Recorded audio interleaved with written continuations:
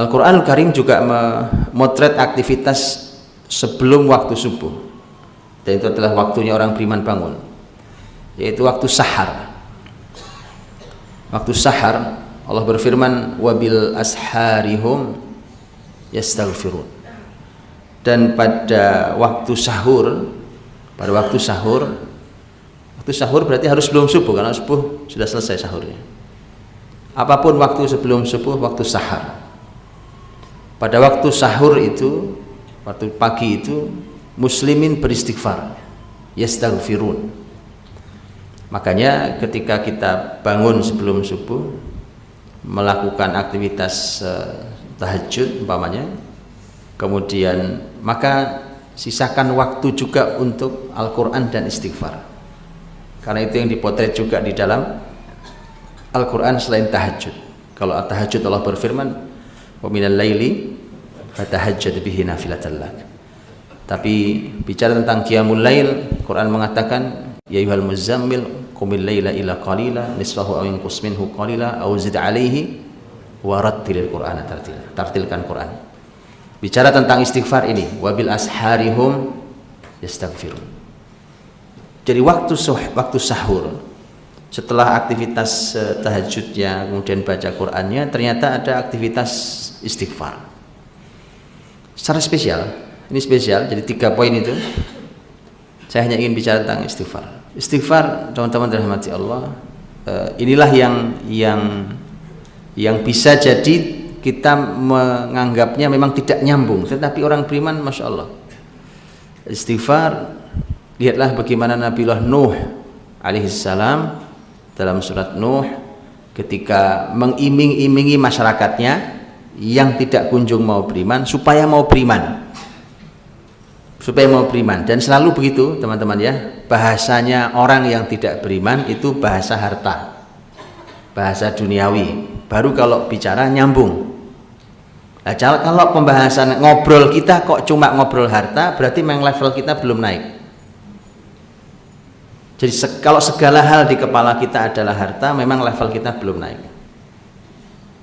Karena mengiming-imingi mereka itu level mereka yang belum beriman itu. Ngiming-imingi supaya mau beriman tapi pakai urusan harta. Lihat ayatnya, faqultu astaghfiru rabbakum innahu kana ghaffara yursilis samaa'a 'alaikum midrara wa yumdidukum bi amwalin wa banina wa yaj'al lakum jannatin wa yaj'al lakum anhara.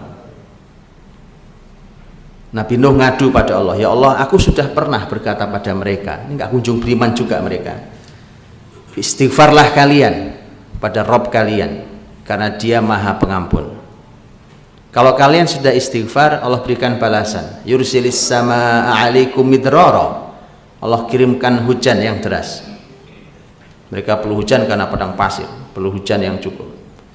Yursilis samaa'a 'alaikum midrara wa yumdidukum bi amwalin wa banin, dan kalian diberi Allah al-amwal wal banin, harta dan anak keturunan. Jadi kasih hujan dulu, begitu hujan kemudian keturunan, kemudian harta, kemudian keturunan. Wa yaj'al lakum jannati wa yaj'al lakum anhara, kemudian Allah menjadikan untuk kalian kebun-kebun yang hijau. Hijau itu kenikmatan sendiri. Wa yaj'al lakum anhara, dan Allah jadikan sungai-sungai yang mengalir, ada airnya sungainya. Hal ini ternyata sumber awalnya adalah istighfar. Karenanya Imam Al-Hasan Al-Basri rahimahullah taala, imam ulama tabi'in, ketika suatu hari beliau didatangi, lagi duduk di majelisnya, didatangi oleh orang datang mengeluh tentang kemiskinan. Kata Imam Hasan Basri, istighfar, kamu istighfar yang banyak. Datang lagi orang ngadu masalah yang lain, kata beliau, istighfar, berbanyak istighfar. Dan hari itu datang beberapa orang dengan masalah berbeda-beda, solusinya Imam Al-Hasan Al-Basri adalah istighfar. Sampai muridnya nanya, ya Syekh, ini dari tadi orang datang bolak-balik masalahnya beda-beda, kenapa solusinya istighfar? Kata beliau, tidakkah kau membaca ayat faqultu astaghfiru rabbakum innahu kana ghaffara yursilis samaa'a 'alaikum midrara wa yumdidukum bi amwalin wa banina wa yaj'al lakum jannati wa yaj'al lakum anhara. Jadi istighfar itu kan orang memohon ampun. Astagfirullah, astagfirullah, astagfirullah. Orang mohon ampun pada Allah Subhanahu wa taala. Itu orang mohon ampun pada Allah Subhanahu wa taala. Ternyata efeknya itu sampai pada urusan fisik. Kan urusan hujan itu urusan fisik. Urusan harta, urusan anak, urusan hijau kebun yang indah, urusan sungai yang mengalir. Itulah memang begitu gaya hidup orang beriman. Orang beriman tugas istighfar. Setelah itu Allah balas, itu balasan dari Allah Subhanahu wa taala. Dia jadi istighfar itu. Itulah mengapa kalau tidak kunjung hujan, kan kita disyariatkan untuk salat istisqa, bukan? Salat istisqa, salat minta hujan itu kan itu disunnahkan untuk orang datang menggunakan pakaian yang sangat amat sederhana. Begitu salah satu sunnahnya. Bukan pakai pakaian yang rapi, yang kelihatan mahal, nah. Justru harus menunjukkan kesederhanaannya. Datang dengan tawaduknya, bahkan bisa datang membawa binatang untuk untuk memelas sama Allah. Ya Allah, kita ini banyak dosanya, dan isi khutbahnya adalah isi mengingatkan akan dosa. Kemudian memohon pada Allah dengan hati yang tawadhu. Bawa binatang tujuannya apa? Seakan ingin kita bicarakan bahwa kalau hujan tidak turun karena dosa kami, tapi binatang ini jangan sampai jadi korban gara-gara kami. Dia punya hak itu.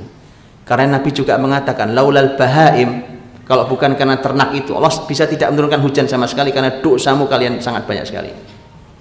Makanya perlu kita terima kasih pada binatang itu. Ya.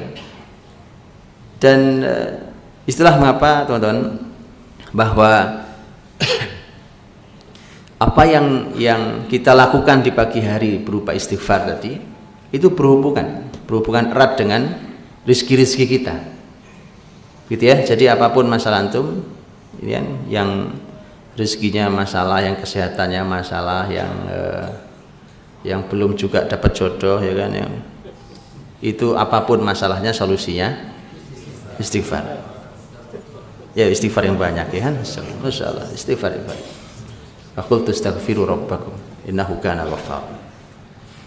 Dan itu aktivitas muslimin sebelum subuh sebenarnya. Secara spesial itu aktivitas seluruh sepanjang hari, tetapi yang spesial Allah sampaikan adalah di waktu sahar. Wabil asharihum yastaghfirun. Di waktu sahar mereka beristighfar.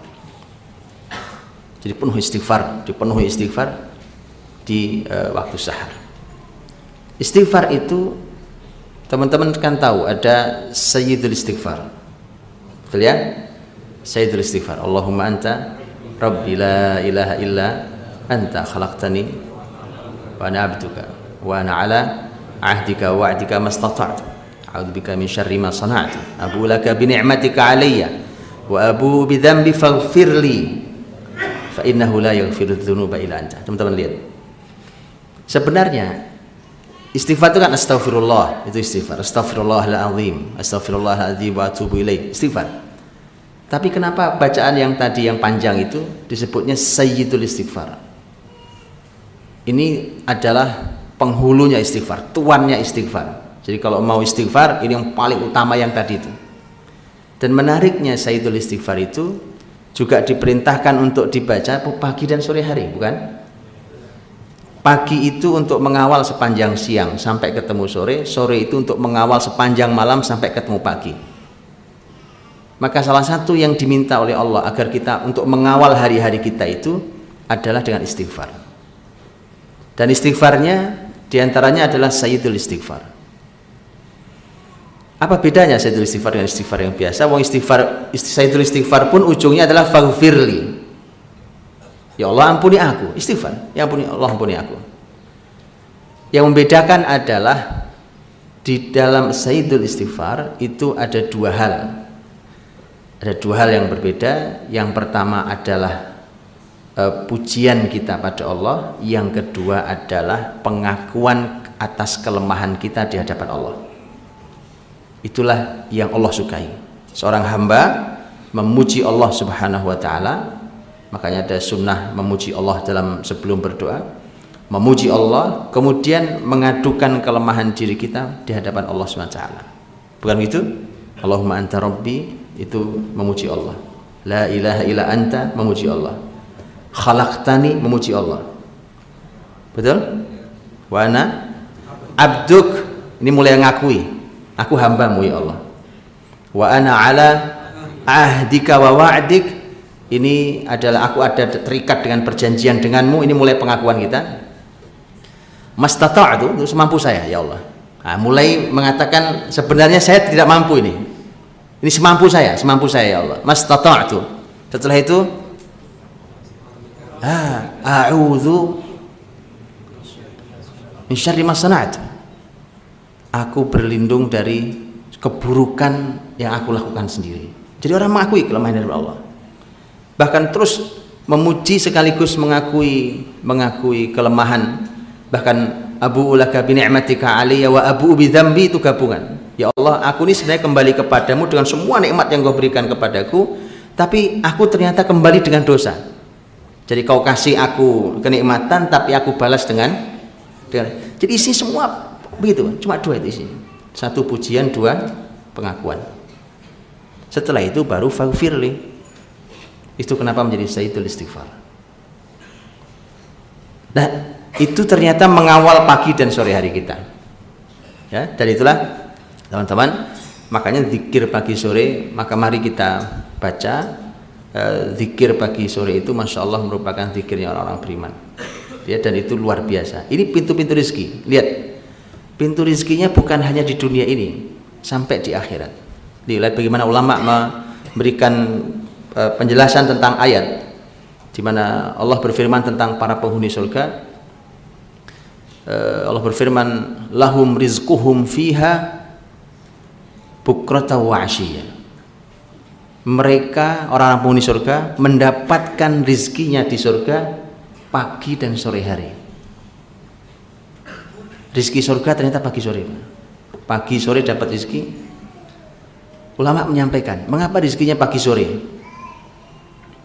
Kenapa rizkinya pagi sore? Ini sebagai balasan atas orang-orang beriman berzikir kepada Allah di pagi sore hari waktu di dunia. Itu satu. Yang kedua juga balasan Allah atas orang-orang beriman menahan dirinya dari makan, dari minum. Kan kalau orang zikir nggak mau sambil makan, Pak. Zikir ya zikir, ya nggak sambil makan minum. Berzikir ya berzikir. Maka karena dia menahan diri itulah, maka kemudian nanti di surga Allah berikan rezeki pagi sore hari, karena dia menahan rezeki pagi sore gara-gara untuk berzikir pada Allah pagi sore hari. Dan bukankah itu yang Allah sampaikan, orang-orang yang penghuni surga itu adalah orang yang berhasil masuk surga adalah orang-orang yang wanahan nafsa 'anil hawa fa innal jannata hiyal ma'wa.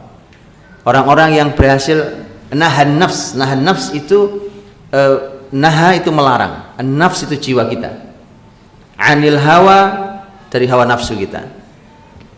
Karenanya orang beriman itu harus punya kemampuan melarang jiwanya. Nah, berarti harus ada ngobrolnya, Pak. Harus ada bincang dengan jiwanya. Nggak boleh, wahai jiwaku. Masya Allah, ini orang-orang soleh dulu biasa ngobrol sama jiwanya, Pak.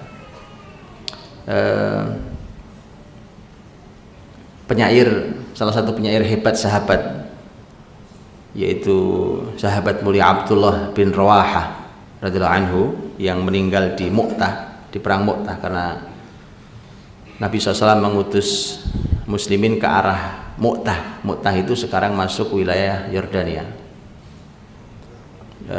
dan artinya jauh dari Madinah, jauh ke arah Yordania. Dan Mu'tah ini Nabi mengirim tiga panglima sekaligus bergantian.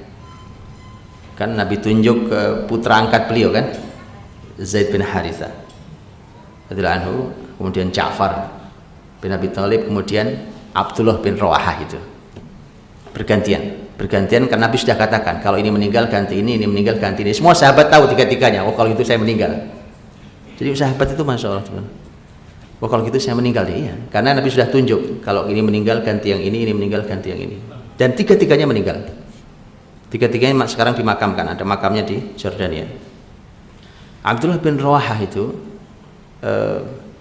begitu melihat musuh dan dia sudah harus pegang kendali itu kepemimpinan, itu sempat gentar jiwanya, Pak. Sempat gentar jiwanya itu karena melihat musuh begitu besarnya pasukan Romawi. Begitu gentar apa yang dilakukan oleh Abdullah bin Rawahah, karena dia seorang penyair maka dia bersyair.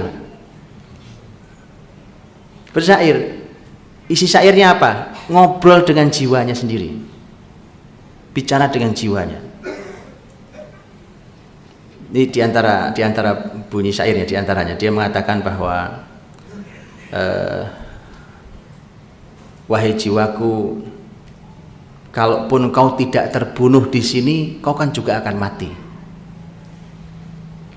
Jadi silahkan pilih aja, kamu mau mati di mana, ya kan? Kalaupun tidak mati, nggak terbunuh di perang ini, toh nanti juga mati sama aja gitu. Cuma di sini mati mulia nih. Dan nanti salah satu kalimat penutupnya dia mengatakan, Mali araki takrahinal jannah. Wahai jiwaku, mengapa aku lihat engkau membenci surga? Jadi diajak ngobrol jiwanya, Pak. Gitu ya. Antum biasa ngajak ngobrol jiwa. Ayo diajak ngobrol, karena itu tadi ayat wa nahan nafsa 'anil hawa. Orang yang mampu melarang. Ngelarang itu kan pakai obrolan. Melarang jiwanya. Abdullah bin Rawahah itu sampai keluar betul kalimatnya, ngobrol sama dirinya sendiri. Antum kalau ke makamnya Abdullah bin Rawahah, itu syairnya itu dituliskan di makamnya sekarang. Syairnya Abdullah bin Rawahah itu ditulis di makamnya. Mali araki takrahinal jannah. Mengapa aku lihat wahai jiwaku engkau membenci surga? Ayo maju, kenapa takut? Padahal dirinya sendiri aja ngobrol. Jangan, Masya Allah. Dan wa nahan nafsa 'anil hawa. Melarang jiwa. Jadi orang yang mampu menahan dirinya, melarang jiwanya dari hawa nafsunya. Fa innal jannata hiyal ma'wa, maka surga adalah tempatnya. Jadi kemampuan orang menahan dirinya. Nah, teman-teman dirahmati Allah SWT. Kemudian juga selain tadi zikir pagi sore tadi ya, zikir pagi sore tadi sebagian para ulama mengatakan bahwa mengapa rizkinya penghuni surga pagi dan sore hari, karena ternyata di dunia itu orang-orang beriman saat itu, di waktu itu mereka nahan makan gitu ya, nggak sempat makan, wong mereka berzikir, mereka zikir. Nah, itu Allah balas. Karena nanti hadirin, salah satu yang memberi syafaat kepada kita adalah amal kita.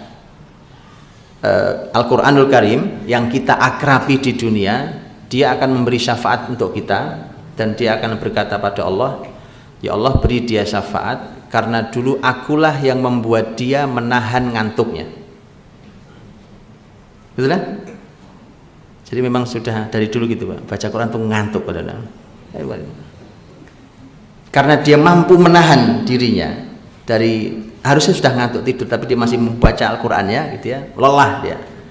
Masya Allah, para penghafal Quran duduk lelah, dia tahan jiwanya, ya, itulah orang-orang yang akan dapat kemuliaan. Dan itu yang nanti akan dilaporkan langsung oleh Al-Quran. Ya Allah, dulu aku yang membuat dia mampu bertahan kayak begini nih, maka beri dia syafaat. Persis sama dengan puasa, as-saum, puasa juga akan memberikan syafaat, dan dia berkata pada Allah, ya Allah, dulu akulah yang membuat dia menahan makan dan minumnya. Jadi memang menahan diri itu kebiasaan orang beriman, hadirin, bukan mengumbar diri. Mengumbar diri itu binatang. Baik. Dan itu pagi hari diantaranya ada tema pagi, dan Masya Allah, jangankan cuma di dunia, rizkinya di akhirat saja pembahasannya juga pagi hari dan sore hari.